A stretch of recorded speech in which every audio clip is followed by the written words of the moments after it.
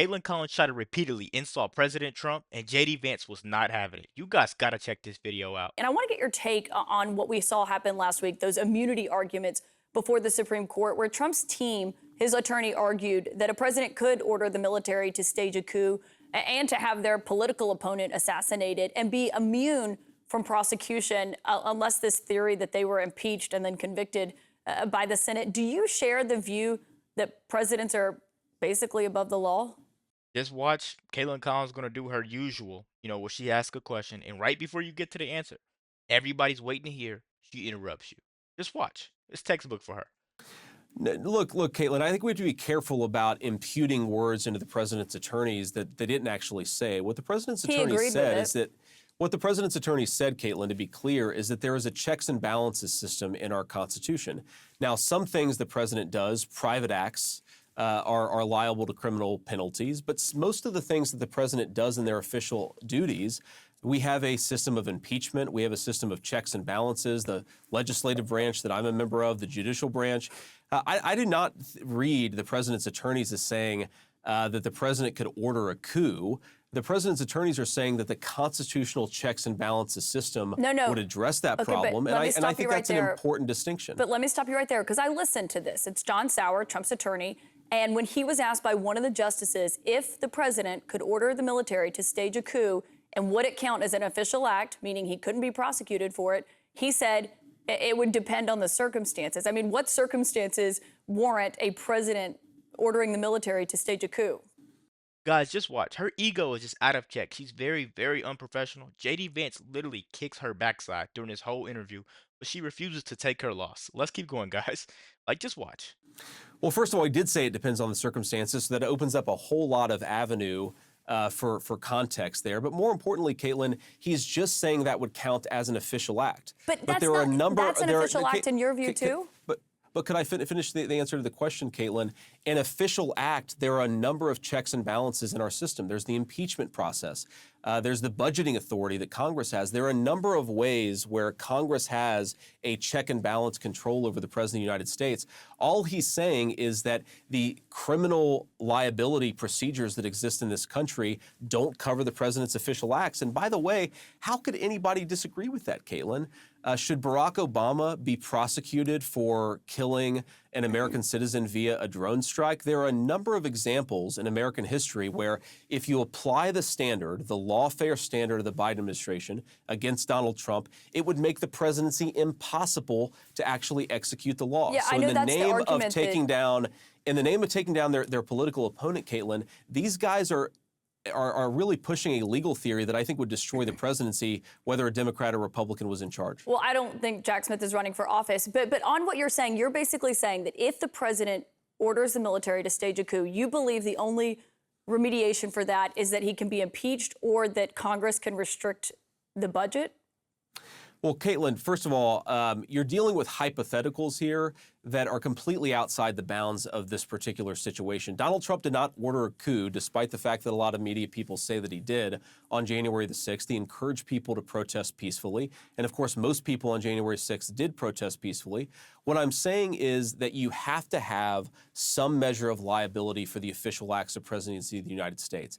And the way to create a check and balance on that system is what the Constitution prescribes here. You can't have prosecutors, many of whom, of course, are deeply embedded with the Democratic Party, trying to destroy the life of a former president who's now running for president because they think that they have a better argument for what that president should have done.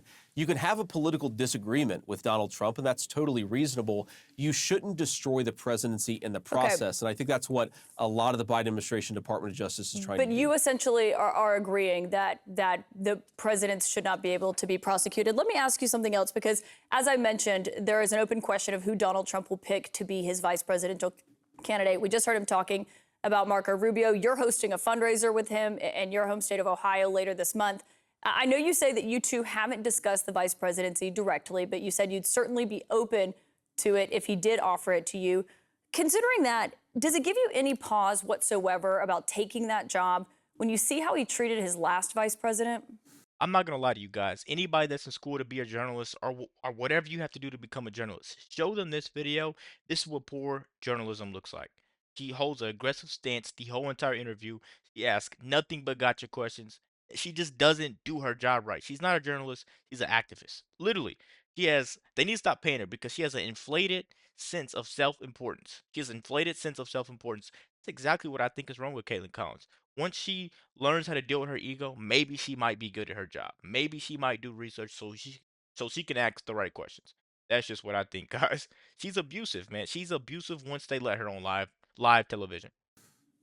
Well, Caitlin, first of all, again, I haven't talked to Donald Trump about becoming vice president. I think it's important to support President Trump as Republicans because I think he was a good president. And I think that he made the country more prosperous. And I think he made the world more peaceful. What gives me pause, Caitlin, is another 4 years of Biden's administration where he's opened the borders and where you have effectively a conflict, a major world conflict in nearly every continent in the world. But my question was not about President Biden. It's about President Trump. Well, look, it's fundamentally about President Biden because if you're comparing the two records of these presidents and asking, who do I want to be president? It's very clearly that I want Donald Trump to be president. And I understand that there are a lot of things that people like you disagree that he did, but I think fundamentally he was a good president. He accomplished a lot for the country. And the question fundamentally for our country is, do we want 4 more years of Joe Biden or do we want 4 more years of the peace and prosperity of Donald Trump? That to me is an easy question. The last time I checked, President Biden wasn't approving of the chance to hang his vice president and did not call his vice president when their life was in danger on Capitol Hill, something that Mike Pence himself has testified to. So my question is, does it give you any pause to be his vice president, given how he has treated Mike Pence? Caitlin, I'm extremely skeptical that Mike Pence's life was ever in danger. I think politics people like to really exaggerate things from time to time. I know a Mike lot of Pence folks in the Democratic Party, that, Senator. A lot of folks in the Democratic Party, Caitlin, act as if January the 6th was the scariest moment of their lives. I think, look, January 6th was a bad day. It was a riot. But the idea that Donald Trump endangered anyone's lives when he told them to protest peacefully, it's just Crazy. Absurd. And the entire legal basis of this prosecution of Donald Trump but from they were Jack chanting Smith, that they wanted to hang him. Look, Caitlin, did a few people say some bad things? Sure, but do we blame Donald Trump for every bad thing that's ever been said by a participant in American democracy? I think that's an absurd standard. And look, Caitlin, I know you're worried, and I think justifiably so, about this isn't about me, Senator. I'm asking questions about you and how you would feel about this. I'm trying to answer the question. I appreciate if you let me. We know that there are threats to American democracy. I think the biggest threat to American democracy, Caitlin, is that the Biden administration is trying to prevent Donald Trump from campaigning and taking his case to the American people, even as they hide their own candidate. That's presiding over that case. The Biden administration is not preventing Donald Trump from campaigning. He just did 2 campaign events tonight. This is a really important point, Caitlin. Who is the number 3 person from the Biden Department of Justice who went to work for the New York prosecutor just months before he brought this case against Donald Trump? You can't have people moving from the Biden administration to prosecute Donald Trump in New York and say it has nothing to do with the Biden administration, especially when the judge is the Biden administration donor. Attorneys go from the Justice Department to local DA's offices all the time. That's not that unusual. I mean, you're an attorney, you know that. It's pretty you probably unusual. Have colleagues who went to Yale with you that did that. It's pretty unusual for the number 3 person in the Department of Justice to then go to the New York prosecutor's office to bring a bogus case against Donald Trump, and then to have the judge presiding over that case to be a donor to Biden-Harris. I think that's... I'm not gonna lie to you guys, man. It's weird to me that Caitlin Collins, she's just so biased. She brings the Republic on there. Now she has all these questions she pulls out of this hat. Out of nowhere. Like, these questions are absurd, as JD Vance says. You get Nancy Pelosi on there, you get any Democrat on there, they answer a question, she allows them to answer a question, at least. And then after they answer the question, she's on to the next. Why come JD Vance can't give you an answer to a question and we just go over? You just go over to the next one. Why do you want to keep picking at it, keep nitpicking it, and then one question leads to another, and then that leads to another, and then a deeper meaning, and now you see what her ulterior motive is behind every question.